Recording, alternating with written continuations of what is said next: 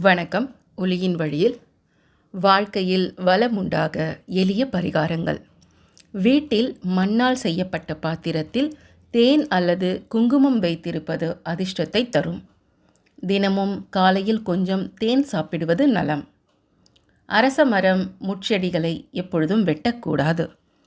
செவ்வாய்க்கிழமைகளில் விரதம் இருப்பது மிகவும் நல்லது. பால் காய்ச்சும் பொழுது பொங்கி வடியாமல் பார்த்து கொள்ள வேண்டும். யாரிடமும் எந்த பொருளும் இலவசமாக பெறாதீர்கள். அப்படி பெற்றால் அதற்கு பதில் ஒரு பொருளேனும் கொடுத்துவிடவும்.